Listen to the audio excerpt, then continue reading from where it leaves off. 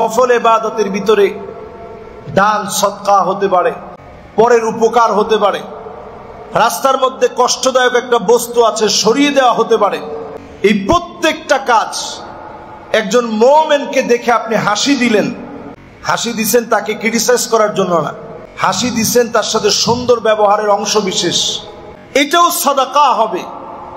একজন রিক্সা চালক, তার রিক্সায় আপনি উঠলেন, যাওয়ার পরে আপনি 5টা টাকা বাড়ায় দিলেন, এই জিলহজ মাসের বরকতপূর্ণ সময়ের দাবিতে 5টা টাকা বাড়ায় দিলেন যে নাও 5টা টাকা বেশি রাখো।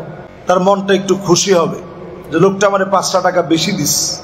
নবী আলাইহিস সালাম বলছেন, ইন্না মিন আবাররিল বির আইয়ুদখিলা সুরুর ফি কলবি আহাদিকুম। এই যে আরেকজনের মনে আপনি একটু আনন্দ প্রবেশ করিয়ে দিয়েছেন, এটা ওই দিনের ভিতরে সবচেয়ে সওয়াবের কাজ হিসাবে গণ্য হবে। বলেন আল্লাহু আকবার।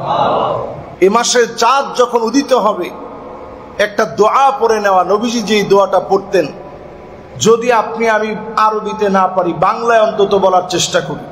নবীজি বলতেন, আল্লাহু আকবার, আল্লাহু আকবার, আল্লাহু আকবার, আল্লাহুম্মা আহিল্লাহু আলাইনা বিল আমনি ওয়াল ঈমান ওয়াস সালামাতি ওয়াল ইসলাম ওয়াত তাওফীকি লিমা তুহিব্বু ওয়া তারদা রব্বি ওয়া রাব্বুকাল্লাহ হিলালু রুশদি ওয়া খাইর। এই দোয়াটার বাংলা অর্থ হচ্ছে, আল্লাহর কাছে আমি আপনি বলে নেওয়া, আল্লাহ আপনি সবচেয়ে বড়, আল্লাহ আপনি সবচেয়ে বড়, আল্লাহ আপনি সবচেয়ে বড়। আল্লাহ আপনি আমাকে একটা নতুন চাঁদ দিয়েছেন, নতুন একটা মাস আল্লাহ আপনি আমাকে দান করেছেন। এই মাসের পূর্ণ বরকত আল্লাহ আপনি আমাকে দান করেন, নিরাপত্তার চাদরে বেষ্টিত করেন। এই মাসটাকে আমার জন্য শান্তিময় করে দেন। আল্লাহ চাঁদেরও মালিক আপনি, আমারও মালিক আপনি। এই মাসে পছন্দনীয় কাজগুলা করার তৌফিক দান করেন। যেই কাজে আল্লাহ আপনি খুশি হবেন এমন কাজগুলা বেশি বেশি করার তৌফিক দেন। এই চাঁদটাকে, এই মাসটাকে আমার জন্য কল্যাণকর বানায় দেন। এই দোয়া আল্লাহর যে গোলাম পড়বে, পুরা মাসটাকে আল্লাহ পাক নিরাপত্তার চাদরে বেষ্টিত বানায় দিবে। সুবহানাল্লাহ। জিলহজ মাসের প্রথম আমল, চাঁদ নিজে দেখে এই দোয়াটা পড়ে নেয়া। কাজটা সহজ না কঠিন? আমরা এই সুন্নাহটা এখন ছেড়েই দিয়েছি। যদি মেঘাচ্ছন্ন আকাশের কারণে দেখতে না পারেন, অন্তত আপনি ছাদের উপরে উঠলেন, ট্রাই করলেন, যতটুকুন চেষ্টা আপনি করছেন চাঁদটা দেখার জন্য, দোয়াটা তখন পড়লেন। এই পড়ার মধ্য দিয়ে আমার আপনার সওয়াবের একটা দরজা খুলে যাবে। এ মাসকে যিনি বরকতে পরিপূর্ণ করবেন তিনি কে? আল্লাহ। দ্বিতীয় নম্বরে, জিলহজ মাস আসার সঙ্গে সঙ্গে পারলে রোজা রাখা শুরু করবেন। আল্লাহর নবী টানা 9 দিন রোজা রেখেছেন। জিলহজ মাসের শুরু থেকে নিয়ে 9 জিলহজ পর্যন্ত রোজা রাখবেন। এই আমলটা আপনি যদি করেন, আল্লাহর নবীর সুন্নাহ মানলেন, জিলহজ মাসে রমাদানের পরে মোবারক এই জিলহজে বরকতপূর্ণ রোজা রাখার মধ্য দিয়ে আপনার গুনাহগুলা যিনি মাফ করে দিবেন তিনি কে? আরেকটা সুযোগ, রমাদানে আমরা রোজা রাখছি, এই রোজার পরে নফল রোজার একটা সুযোগ, অনন্য সুযোগ আমাদের জন্য, জিলহজে টানা 9 দিন রোজা রাখা। যারা পারবেন নিয়ত করে ফেলবেন যে টানা প্রতিদিন ইনশাআল্লাহ রোজা রাখবেন।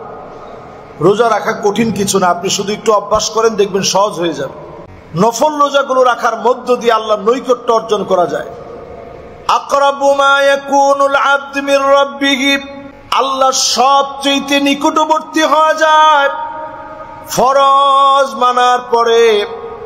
নফল ইবাদত যারা করবে তাদেরকে যিনি সবচেয়ে নিকটবর্তী বান্দা বানায় দিবেন তিনি কে?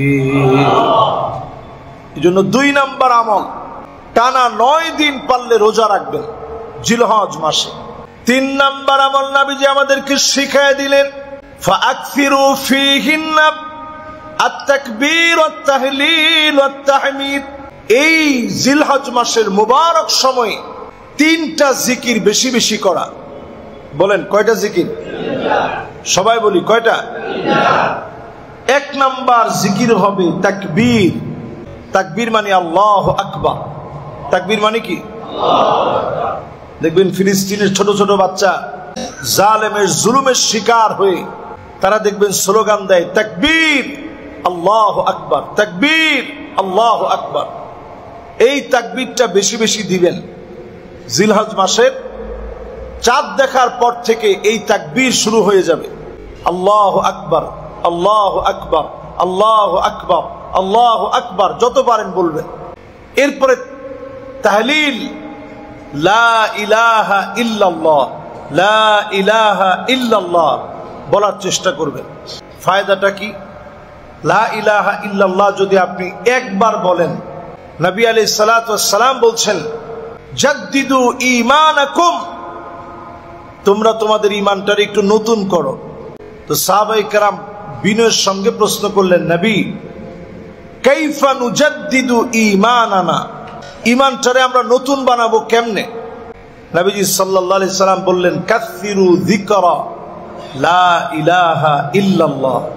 লা ইলাহা ইল্লাল্লাহ তুমি যদি বারবার বলো তোমার ঈমানটা নতুন হবে। আল্লাহু আকবার। আমরা আমাদের ঘর বাড়ি একটু রংটা যদি, চুনাটা যদি ডিস্টার্ব হয়ে যায়, এটাকে আমরা সংস্কার করি। প্লাস্টার যদি খসে পড়ে, এটাকে আমরা সংস্কার করি। ঈমানকে যদি আপনি সংস্কার করতে চান, তাজদীদ করতে চান, নতুন করতে চান, লা ইলাহা ইল্লাল্লাহ বেশি বেশি পড়া। বলেন কি পড়বো? এর দ্বারা আল্লাহ তাআলা ঈমানটাকে নতুন করে দিবে, নবায়ন করে দিবে। শুধু নতুন নবায়ন করবেন, আমাদের মনের ভিতরে শয়তান কত রকমের ওয়াসওয়াসা ঢুকায় দেয়। এই ওয়াসওয়াসার কবলে পড়ে কখনো কখনো আমরা ঈমান হারা হয়ে যাই। ফিতনা ফাসাদের এই সময়ে আমরা যে গুনাহের কাজ করি, কখনো কখনো ঈমান হারা হয়ে যায়। এই ঈমান হারা অবস্থায় আপনি যখন লা ইলাহা ইল্লাল্লাহ বলবেন, ঈমানটাকে আল্লাহ তাআলা আবার নবায়ন করে দিবে। আল্লাহু আকবার। এজন্য ৩ নাম্বার কাজ, নবী আলাইহিস সালাতু ওয়াস সালামের হাদিস অনুযায়ী এই সময়ে তাহমিদ, আল্লাহর প্রশংসা আদায় করা, আলহামদুলিল্লাহ বেশি বেশি বলা। আলহামদুলিল্লাহ নিয়ে সায়েন্টিস্টরা গবেষণা করে অবাক হয়েছে।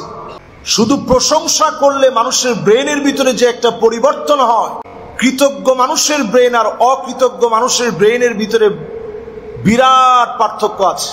যারা কৃতজ্ঞতা বোধ থেকে আলহামদুলিল্লাহ বলে, আল্লাহ তাআলা নানা ভাবে তাদেরকে সুস্থ রাখেন। পড়েন আল্লাহু আকবার। দুনিয়ার জীবনে আল্লাহ সুস্থ রেখে আউয়ালু মান ইউদআ ইলাল জান্নাল হামিদুন, আল্লাহর জান্নাতের ভিতরে প্রথম কাতারের জন্য সেদিন আল্লাহ ডাকবেন। দলে দলে লোকদেরকে প্রথম কাতারে দাঁড় করায় দিবেন। সেদিন প্রথম কাতারে কারা দাঁড়াবে?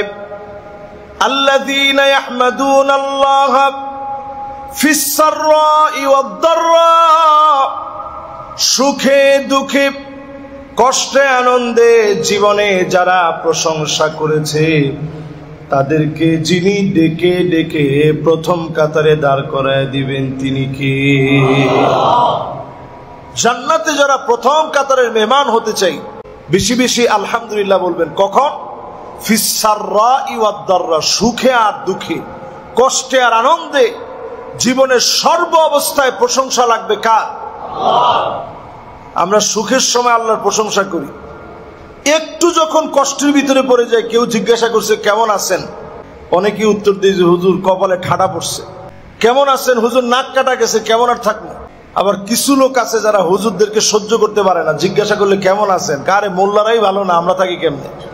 কিছু লোক আছে দেখবেন আলেমদের সমালোচনা করলেই মনে করে আমি জিতে গেলাম, জিজ্ঞাসা করছে কেমন আছেন, কারে হুজুররা তো আগের মতো দোয়া করে না, ভালো থাকবো কেমনে। আপনি আল্লাহর প্রশংসা আদায় করেন, যিনি আপনাকে ভালো রাখবেন তিনি কি? মুমিনের জীবনে মুমিন কখনো খারাপ থাকে না। আপনি ফিলিস্তিনের একটা ছোট বাচ্চাকে ক্ষুধার্ত, তৃষ্ণার্ত, পিপাসার্ত হওয়া সত্ত্বেও একটা বাচ্চার জবান থেকে আপনি এটা বের করতে পারবেন না যে আমরা খুব খারাপ আছি। জিজ্ঞাসা করেন কেমন আছে, তারা অকপটে জবান দিয়ে বলে আলহামদুলিল্লাহ, আল্লাহ ভালো রাখছে। এই যে আল্লাহর প্রশংসা করে আল্লাহর গোলামেরা মালিকের শুকরগুজারি আদায় করে, এজন্য যেন আল্লাহর প্রশংসা কখনো ভুলে না যায়। মা ইউসিবুল মুসলিমা মিন নাসাবিন ওয়ালা ওয়াসাবিন ওয়ালা হাম্মিন ওয়ালা হুজনিন ওয়ালা গাম্মিন হাত্তা শাওকাতি ইউশাকুহা ইল্লা কাফফারাল্লাহু বিহা মিন খতায়া। মুমিনের শরীরের ভিতরে যদি কাঁটা বিঁধে যায়, ব্যবসার ভিতরে যদি ক্ষতির ভিতরে পড়ে যায়, বিপদ মুসিবত যদি পেয়ে যায়, মুমিনকে মালিক ভুলে যায় না। যিনি ডেকে ডেকে মুমিনের গুনাহ মাফ করে জান্নাতি বানায় দেন তিনি কে? যতগুলা বিপদে আপনি পড়লেন জীবনে, আপনি খেয়াল রাখবেন এই বিপদগুলো আল্লাহ তাআলা বিভিন্নভাবে পরীক্ষা নিয়েছেন। বড় বিপদ হতে পারত, ছোট বিপদ দিয়ে আল্লাহ কাটায় দিয়েছেন। আল্লাহ রাব্বুল আলামিন দুনিয়ার জীবনে একটু কষ্টে আপনাকে রেখেছেন, আখিরাতের জীবন আল্লাহ সুখময় করে দিবেন। আপনার আমার জীবনের পরীক্ষার কথা চিন্তা করে দেখেন, পেয়ারা হাবিবের জীবনের পরীক্ষার কথা একটু চিন্তা করেন। আমি আপনি জীবনে কয়দিন না খেয়েছিলাম? নবীজির জীবনে প্রায় সময় ফজরের নামাজ পড়ে নবীজি আসতেন, এসে প্রশ্ন করতেন ঘরের ভিতরে কি কোনো খাবার আছে? আম্মা জানরা এক বাক্যে উত্তর দিতেন, নবী ঘরের ভিতরে কোনো খাবার নাই। নবীজি রোজা রেখে ফেলতেন, ক্ষুধার্ত অবস্থায় একটু পানি খেতে পারে নাই, এক ঢোক পানি নবীজি খায় নাই, একটা খেজুর পর্যন্ত খেতে পারে নাই। এই দুনিয়ার সর্বশ্রেষ্ঠ মানুষ, সমস্ত নবীদের সর্দার হওয়ার পরেও এক ঢোক পানি তিনি খেতে পারে নাই। এরপরও একবার আল্লাহরে বলে নাই যে আল্লাহ এই কষ্ট আমার কেন আপনি দিলেন? কারণ নবীজি জানেন এই কষ্টের কারণে উম্মতদেরকে যিনি সুখে রাখবেন তিনি কে? আজকের আরবের দিকে তাকায় দেখেন, এই বিলাসী জীবন, কোনো কিছুর অভাব নাই। এগুলো নবীদের অবদানের কারণে, পরীক্ষায় সবরের কারণে আল্লাহ দিয়েছেন।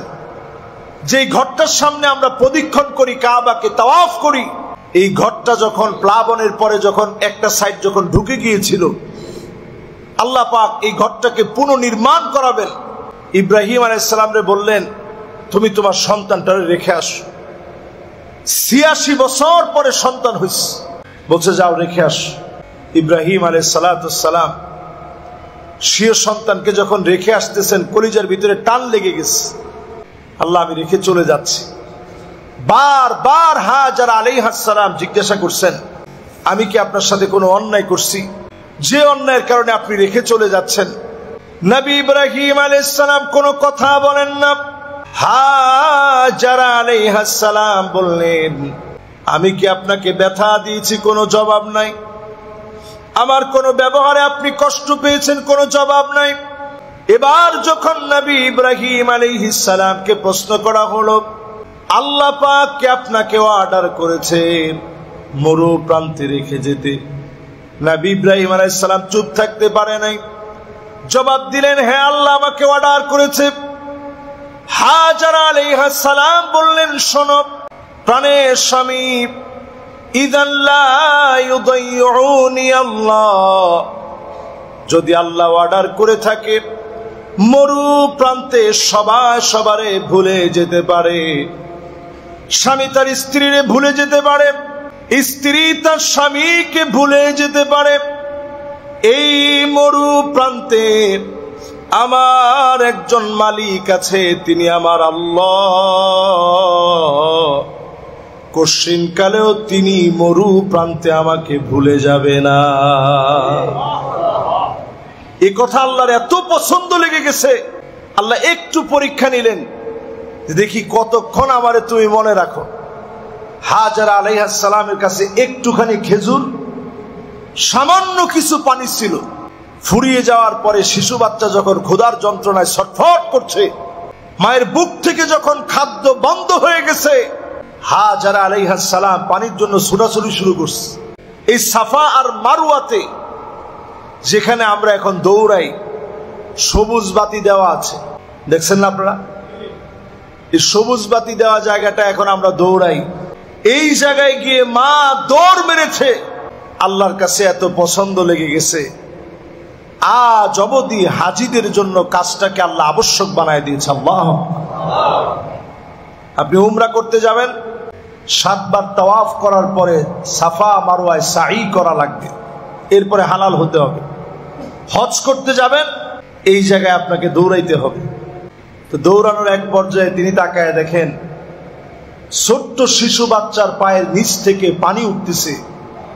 উনি দৌড়ায় আইসা ওনার ভাষায় বললেন, জম জম, মানে থাম থাম, যে পানির জন্য এতক্ষণ দৌড়ে এলাম, এই পানি যায় কই? তিনি থামতে বললেন। আল্লাহ তাআলা নির্দিষ্ট একটা জায়গার ভিতরে এমন পানি দিলেন, সেকেন্ডে সেকেন্ডে এত এত লিটার পানি উঠানো হয়, কিন্তু পানির লেয়ার সামান্য একটু নিচে নেমে গেলে মুহূর্তের ভিতরে আল্লাহ তাআলা আবার এটা পরিপূর্ণ করে দেন। সুবহানাল্লাহ।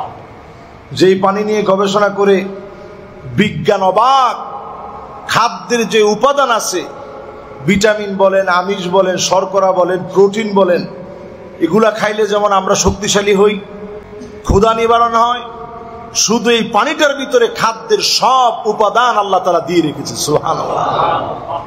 আপনি নিজে ট্রাই করে দেখেন, জমজমের পানি শুধু খাবেন, খালি যদি আপনি পানি খান, কলের পানি, বেশিক্ষণ আপনি ঠিক থাকতে পারবেন না, মাথা ঘুরাবে।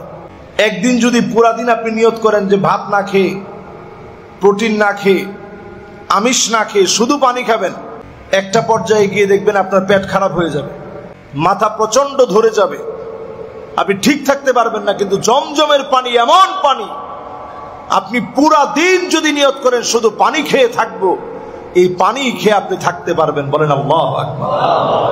এটা এমন পানি। ওই যে হাজার আলাইহিস সালাম ঠিক যখন তিনি আল্লাহর কাছে বলেছিলেন, ইদান লা ইউদাইউনি আল্লাহ, সবাই ভুলে গেল, আমার আল্লাহ আমারে ভুলবে না, আল্লাহ ঠিকই মনে রাখছে। আল্লাহু আকবার। এই জিলহজ মাসের মুবারক বরকতপূর্ণ আরো একটি আমল হচ্ছে, যারা নিয়ত করছেন কুরবানি দিবেন, মান আরাদা আহাদুকুম আইয়ুদহি, যে ব্যক্তি নিয়ত করে ফেলেছে আমি কোরবানি দিব, সেই লোকটা আজ থেকে, যখন জিলহজ মাসের মুবারক, আজকে থেকে না, জিলহজ মাসের মুবারক চাঁদ যখন দেখা দিবে, সেই সময়ের আগেই আপনি আপনার চুল কেটে ফেলবেন, আপনি আপনার নখ কেটে ফেলবেন, আপনি আপনার মুছটাকে সাইজ করে ফেলবেন, অবাঞ্ছিত যে লোমগুলো আছে এর আগে আপনি পরিষ্কার করে ফেলবেন। জিলহজের এই 10 দিন মুবারক সময় কোরবানি করার আগ পর্যন্ত আপনি আর নখ কাটবেন না, চুল কাটবেন না, গোঁফ ছোট করবেন না, অবাঞ্ছিত কোনো লোম আপনি কাটবেন না, এটা আপনি ছেড়ে দিবেন। নবী সাল্লাল্লাহু আলাইহি সাল্লাম ছেড়ে দিয়েছেন। নফল ইবাদতের ভিতরে দান সদকা হতে পারে, পরের উপকার হতে পারে, রাস্তার মধ্যে কষ্টদায়ক একটা বস্তু আছে সরিয়ে দেওয়া হতে পারে। এই প্রত্যেকটা কাজ একজন মুমিনকে দেখে আপনি হাসি দিলেন, হাসি দিছেন তাকে ক্রিটিসাইজ করার জন্য না, হাসি দিছেন তার সাথে সুন্দর ব্যবহারের অংশ বিশেষ, এটাও সাদাকা হবে। একজন রিক্সা চালক, তার রিক্সায় আপনি উঠলেন, যাওয়ার পরে আপনি 5টা টাকা বাড়ায় দিলেন, এই জিলহজ মাসের বরকতপূর্ণ সময়ের দাবিতে 5টা টাকা বাড়ায় দিলেন, যে নাও 5টা টাকা বেশি রাখো, তার মনটা একটু খুশি হবে যে লোকটা আমারে 5টা টাকা বেশি দিস। নবী আলাইহিস সালাম বলছেন, ইন্না মিন আবাররিল বির আইয়ুদখিলা সুরুর ফি কলবি আহাদিকুম, এই যে আরেকজনের মনে আপনি একটু আনন্দ প্রবেশ করিয়ে দিয়েছেন, এটা ওই দিনের ভিতরে সবচেয়ে সওয়াবের কাজ হিসাবে গণ্য হবে। বলেন আল্লাহু আকবার। এই কাজটা আমরা করব, ঘরের মধ্যে গিয়ে স্ত্রীদের কাজের মধ্যে সহযোগিতা করব, সন্তানদের সঙ্গে সময় কাটাবো। আমরা কথাবার্তা যখন স্ত্রীদের সঙ্গে বলি, তখন আমরা উচ্চবাচ্য রাগ না করে বরং সুন্দর কথা বলবো। এই সময়টা বরকতের সময়, এই সময় ট্রেনিং বিল্ড আপের সময়। জিলহজের মুবারক মাসে আল্লাহ তাআলা এটাকে নিষিদ্ধ মাস বানিয়েছেন। ঝগড়া করা, বিভেদ করা, বিচ্ছেদ করাকে আল্লাহ তাআলা হারাম বানায় দিয়েছেন। আরবের লোকেরা সেই জামানায়, ইসলামের পূর্ব সময় থেকে নিয়ে এই সময় আসলে অস্ত্রগুলা সব তারা খাপের ভিতরে প্রবেশ করিয়ে ফেলতেন। মারামারি, দাঙ্গা হাঙ্গামা সব ভুলে যেতেন। তাদের চরিত্র যদি এই হয়, তাহলে আমাদের চারিত্রিক পরিবর্তন কেমন হওয়া উচিত চিন্তা করেন। এজন্য এই মুবারক সময়ে মারামারি, কাটাকাটি, হানাহানি, ভেদাভেদ সব আমরা ভুলে যাব। জিলহজের বরকতে আল্লাহ তাআলা চাইলে আমাদের গুনাহ খাতাগুলো মাফ করে দিবে। সুবহানাল্লাহ বিহামদিহি। 6 নাম্বার আমল, 9 জিলহজ ফজর থেকে নিয়ে 13 জিলহজ আসরের নামাজ পর্যন্ত মোট 23 ওয়াক্ত। কয় ওয়াক্ত? এই 23 ওয়াক্ত নামাজের পরে আমরা পড়ে থাকি কি পড়ি বলেন তো দেখি?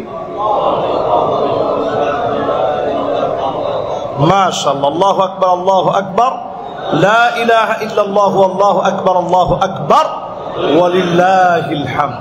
মুখস্থ আছে না সবার? আস্তে পড়বো না জোরে পড়বো? জোরে। যদি আপনি নামাজ নাও পান, ধরেন 1 রাকাত পাইছেন, 1 রাকাত পাওয়ার পর ইমাম সাহেব তো পড়ে ফেলছে, আপনি সালাম ফিরানো মাত্র আপনি নিজে নিজে পড়ে ফেলবেন। এটা এই সময় একটি আবশ্যক আমল, ওয়াজিব একটা আমল। এটা আমরা পারত পক্ষে কেউ আমরা ছাড়বো না। ঘরের যারা মহিলারা আছে তারাও ঘরের মধ্যে পড়বে।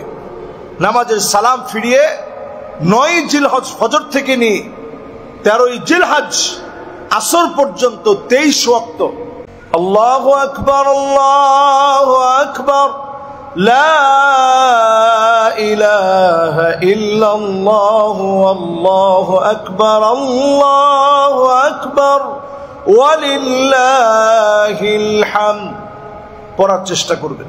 এরপরে 7 নম্বরে এই সময়ের মুবারক আমল, জিলহজের 10ম তারিখ, এই মুবারক সময়টাতে কোরবানির পশু যখন জবাই করবেন, এর এক এক ফোঁটা রক্ত যখন পড়বে, এই ফোঁটায় ফোঁটায় যিনি গুনাহ খাতা মাফ করে দিবেন তিনি কি? আল্লাহ। এমনকি যতগুলা চুল আছে, পশুর গায়ে যে পরিমাণ লোম আছে, এই পরিমাণ গুনাহ আল্লাহ রাব্বুল আলামিন তার গোলামের এই পরিমাণ গুনাহ আল্লাহ তাআলা মাফ করে দেয়। সুবহানাল্লাহ। এই সময়টাতে আমরা একটা কমন ভুল করি বাংলাদেশ। আজকে থেকে এই ভুলটা ইনশাআল্লাহ এখন যারা শুনছেন, মিডিয়ার কল্যাণে যারা পরবর্তীতে শুনবেন, আমরা যখন জবাই করি পশুটাকে, তখন হুজুরের কাছে একটা লিস্ট ধরাই দিই, হুজুর এই এই নামে কোরবানিটা করেন। কোন নামে কোরবানি হয় না। কোরবানি কার নামে? আল্লাহর নাম। আমাদের পক্ষ থেকে আল্লাহর নামে কোরবানি। হুজুর এই আমরা কয়জন আল্লাহর গোলাম মিলে আমরা কোরবানিটা করতেছি, আমাদের পক্ষ থেকে কার নামে? হুজুরের লিস্টটা ধরাই দিয়ে এটা আর বলা যাবে না যে হুজুর এই আমগর নামে কোরবানি। কোরবানি কার নামে? এরপরে যখন ছুরিটা চালানো হয় সবাই আমরা চুপ থাকি।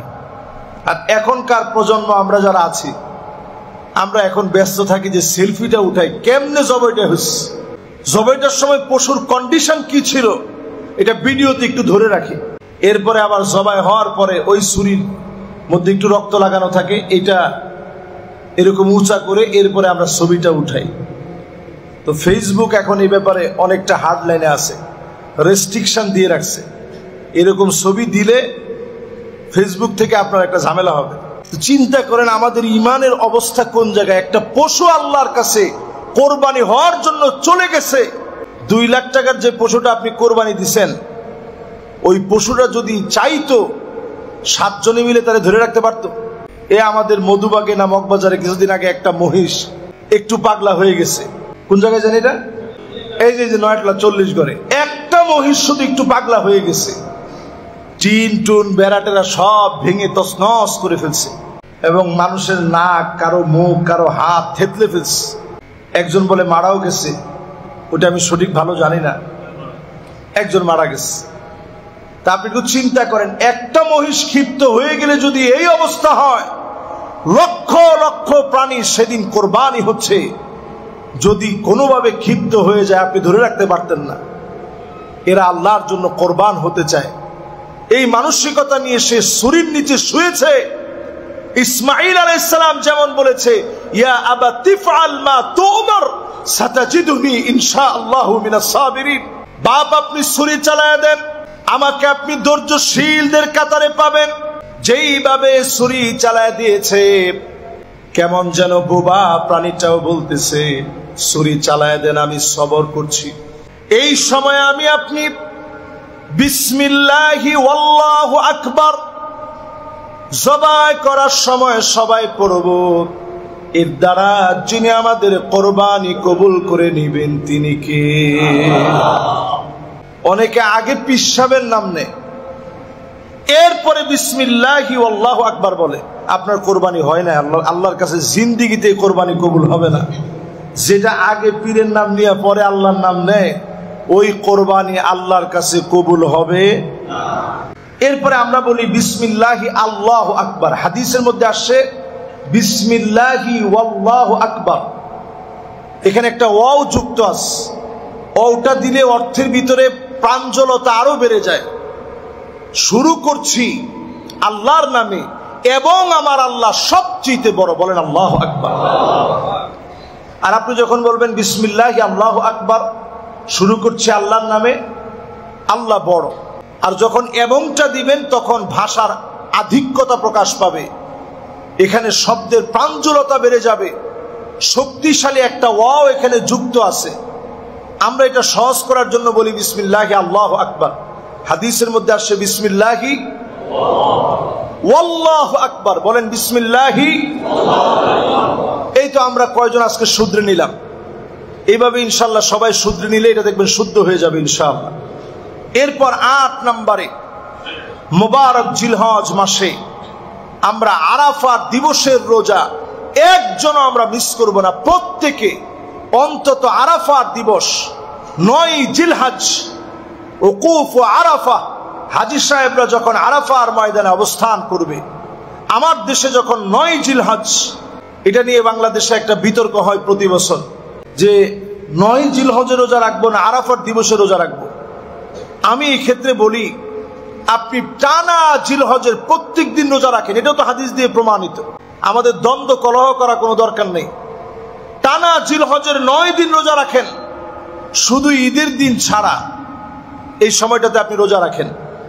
নবী আলাইহিস সালাতু ওয়াস সালাম বলেন, যদি কেউ আরাফার দিবসের রোজা রাখে, সিয়ামু ইয়াউমে আরাফা, আরাফার দিবসের রোজা যদি আল্লাহর কোন গোলাম রাখে, আহতাসিবু আলাল্লাহি আইয়ুকাফিরা সানাতাল্লাতী ক্বাবলাহু ওয়াস সানাতাল্লাতী বা'দাহু, আমি আল্লাহর কাছে আশা করি আগের 1 বছর পরের 1 বছরের গুনাহ আল্লাহ maaf করে দিবেন। সুবহানাল্লাহ, আল্লাহু আকবার। এই মুবারক আরাফাত দিবসের রোজা কারো যেন মিস না হয়। 9 নম্বরে এই মুবারক জিলহজের বরকতপূর্ণ সময়ে যারা আমরা হজে যেতে পারি নাই, আল্লাহর কাছে আমরা অন্তত দোয়া করতে থাকি, আল্লাহ এই সময় আপনি ভালো ভালো কাজ করান, এই সময়ে বেশি বেশি কল্যাণকর কাজ করান, আল্লাহ বেশি বেশি সওয়াবের কাজ করান। হাজী সাহেবরা যখন এক একটা জায়গায় অবস্থান করবে, আপনি নিজে মনের ভিতরে আনতে থাকেন যে আল্লাহ এই জায়গায় যদি আমি যেতে পারতাম, মুজদালিফায় যদি আমি থাকতে পারতাম, আল্লাহ আমি যদি আরাফার ময়দানে যেতে পারতাম, মিনায় যদি অবস্থান করতে পারতাম। হতে পারে তাসদীকুন নিয়্যাহ, মনের এই পরিশুদ্ধ নিয়তের কারণে আল্লাহ তাআলা আপনাকে হজের তৌফিক দিবেন।